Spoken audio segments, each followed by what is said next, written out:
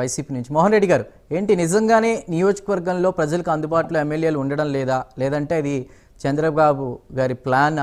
ఎలా ఎలా చూడాలి? ఆ వార్నింగ్ సైన్ ఎలా చూడాలంటారు మీరు? అంటే గతంలో వైసీపీ గడప గడపకి మన ప్రభుత్వం అని వెళ్ళింది, ఇప్పుడు జూలైలో చూసుకుంటే ఇది మంచి ప్రభుత్వం అంటూ కూడా వెళ్ళాలంటున్నారు. అంటే విజిటింగ్ ఎమ్మెల్యేని రియల్ విజిటింగ్ చేయించబోతున్నారా చంద్రబాబు? నమస్కారం అండి, మీకు ప్యానెల్ పాల్గొన్న పెద్దలకు, చూస్తున్న వీక్షకులు అందరికీ. చంద్రబాబు నాయుడు గారి గ్రాఫ్ పడిపోయింది. ముందు ఎమ్మెల్యేలు కాదు, చంద్రబాబు నాయుడు గారి గ్రాఫే పడిపోయింది. సూపర్ 6 అన్నారు, 143 పథకాలు చెప్తున్నారు. రాష్ట్రంలో ఆయన ముఖ్యమంత్రి అయిన తర్వాత రాష్ట్రంలో అల్లకల్లోలం అయిపోయింది. మేమేదో విధ్వంసం అంటున్నారు. ఈ విధ్వంసాలు సృష్టించింది వాళ్ళు, విధ్వంసాలు చేస్తున్నది వాళ్ళు, పార్టీ ఆఫీసులు కూల్చుతున్నది వాళ్ళు, అనేకమైనటువంటి దాడులు చేస్తున్నది వాళ్ళు. వాళ్ళన్నీ చేస్తుంటే మమ్మల్ని విధ్వంసం అనేది, మేమేదో అధికారంలోకి వచ్చినాక ఎన్నికైపోయింది అనేది. వీళ్ళు 5 సంవత్సరం అధికారంలోకి వచ్చి అప్పుడే 5 ఏళ్ళు ఎన్నికైపోయింది. ఇంకా అభివృద్ధి. జగన్మోహన్ రెడ్డి గారు ముఖ్యమంత్రిగా ఉన్నప్పుడు ఈ రాష్ట్రంలో ఉన్నటువంటి పేద బడుగు బలహీన వర్గాలకు చెప్పిన ప్రతి హామీని నెరవేర్చినటువంటి ముఖ్యమంత్రి జగన్మోహన్ రెడ్డి గారు అయితే, చంద్రబాబు నాయుడు గారు అధికారంలోకి వచ్చిన తర్వాత ఈ రోజు వరకు ఏ ఒక్కటి కూడా అమలు చేసిన సందర్భాలు లేవు. అన్ని మాటలకి పరిమితం అయిపోయినాయి. ఇప్పుడు ఇచ్చినటువంటి హామీల వరకు 81,000 కోట్ల రూపాయలు దాదాపు ప్రజలకు బాకీ పడినారు. వీళ్ళు చెప్పినటువంటి మాటల ప్రకారం వీళ్ళు ఎప్పుడు చేస్తారు, వీళ్ళు చేయగలుగుతారు, చేయలేరని ప్రజలు భావించినారు. కాబట్టి ఆయన మీదనే వీళ్ళు రిమార్క్ తీసుకొచ్చినారు. దాన్ని ఎమ్మెల్యేల మీద చంద్రబాబు నాయుడు గారు ప్రయత్నం చేస్తున్నారు. చంద్రబాబు నాయుడు గారితో పాటు ఆయనకు తెలియని విషయం కాదు, చంద్రబాబు నాయుడు గారికి రాష్ట్రంలో ఏం జరుగుతున్నాయని బ్రహ్మాండంగా తెలుసు. ఎందుకంటే 45 సంవత్సరాల ఎక్స్పీరియన్స్ ఉన్నట్టు ముఖ్యమంత్రి, రాష్ట్రానికి సెల్లులో కనిపెట్టినటువంటి ముఖ్యమంత్రి, కంప్యూటర్లు కనిపెట్టినటువంటి ముఖ్యమంత్రి. ఇప్పుడు రాష్ట్రంలో నియోజకవర్గాల్లో ఏం ప్యాకాట్ ఆడుతున్నారా, చంద్రబాబు గారు ఎప్పుడు మాట్లాడినా ఎమ్మెల్యేలు దోపిడీ చేస్తున్నారు. చంద్రబాబు గారు తెలుసు కదా మోహన్ రెడ్డి గారు, చంద్రబాబు గారు ఎప్పుడు మాట్లాడినా గత ప్రభుత్వ డ్యామేజ్ క్లియర్ చేసుకుంటూ వస్తున్నాం అని చెప్తున్నారు కదా, దానికి మీ సమాధానం ఏంటి?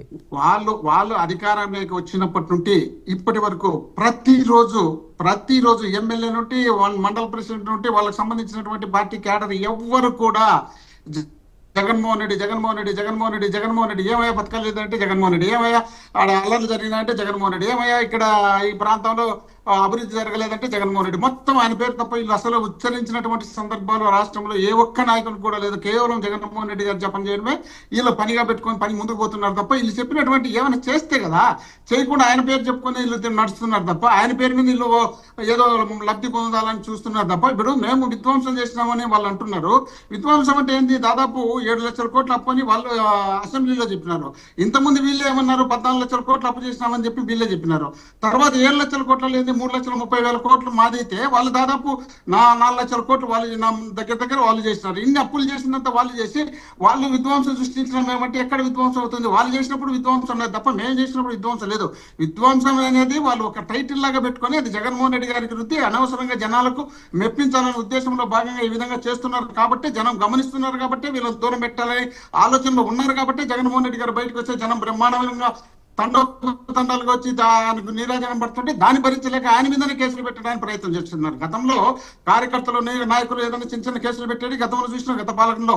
కానీ ఇప్పుడు ఈయన వచ్చిన తర్వాత ఈ టర్మ్ లో వచ్చిన తర్వాత చంద్రబాబు నాయుడు గారు 14-19 ఇంత దాడులు లేవు. ఇప్పుడు మాత్రం ముఖ్యమంత్రి అయితేనే ముఖ్యమంత్రి ప్రమాణ స్వీకారం చేయకమునిపే దాడులు, దౌర్జన్యాలు, మటర్లు, మానభంగాలు జరుగుతుంటే పట్టించుకోలే. ఇప్పుడు మళ్ళీ అధికారంలోకి వచ్చిన ప్రతిపక్ష నాయకుడు జనం దగ్గరికి వెళ్తున్నాడు. కాబట్టి జనం దగ్గరికి వెళ్లకుండా ఉండాలంటే ఆయన మీదనే కేసులు పెట్టాలనే విధంగా వాళ్ళు ఈ విధంగా ప్రయత్నం చేసి వీళ్ళు పోయినప్పుడు అనేక చోట్ల మనుషులు చనిపోవడం జరిగింది. వాళ్ళ మీద ఏ ఒక్క రోజు మేము 5 ఏళ్లలో వాళ్ళ మీద కేసు పెట్టా.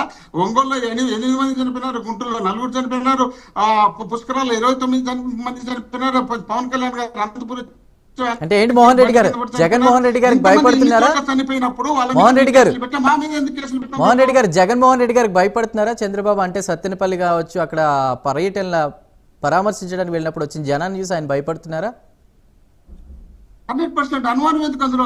అందుకే కదా ఈ కేసులు. ఇప్పుడు వాళ్ళు మంత్రులుగా ఉన్నారు, ముఖ్యమంత్రులుగా ఉన్నారు, అధికారంలో ఉన్నారు. అధికారం ఉన్నప్పుడు జనం వాళ్ళను సపోర్ట్ చేయడం లేదు, జనం సపోర్ట్ చేయలేదు. కాబట్టి వాళ్ళు ఉద్దేశపూర్వకంగా జగన్మోహన్ రెడ్డి గారికి నీరాజనం పలుకుతున్నారు. కాబట్టి జగన్మోహన్ రెడ్డి గారిని ఏదో విధంగా కట్టడి చేయాలనే ఉద్దేశంలో భాగంగా ఏంటంటే ఒక ప్రతిపక్ష నాయకుడు బయటకు వెళ్తే 3 వెహికల్లో పోలనా, 100 మందితో పోలనా? ఎక్కడన్నా భారతదేశంలో ఏ రాష్ట్రంలో మనం విన్నాం ఇంతవరకు?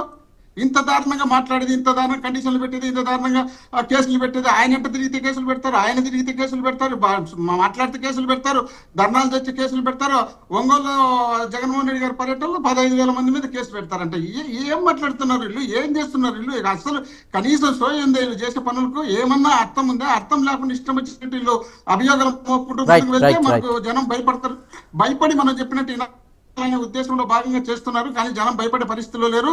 పార్టీ క్యాడర్ని మీరు ఎంతమంది లోపల పెడతారో, ఎంతమందిని దాడులు చేస్తారో, ఎంతమంది మీద దాడులు చేసి చంపిస్తారో ఎన్ని కూడా గమనిస్తుంటారు. ఎన్నిటి మనం ఏం చేస్తున్నామో దాని ప్రతిఫలం మళ్ళీ ఉంటుందనేది గుర్తు పెట్టుకొని నడుచుకుంటే అందరికీ బాగుంటుంది. అంతేగాని ఇష్టం వచ్చినట్టు అధికారం ఉందంటే ఇదేం అధికారం శాశ్వతం కాదు కదా. ఎవరికైనా మీకైనా మాకైనా వచ్చి 5 ఏళ్ళు ఉండొచ్చు, 10 ఏళ్ళు ఉండొచ్చు, మళ్ళీ తర్వాత అయినా ఉంటుంది కదా.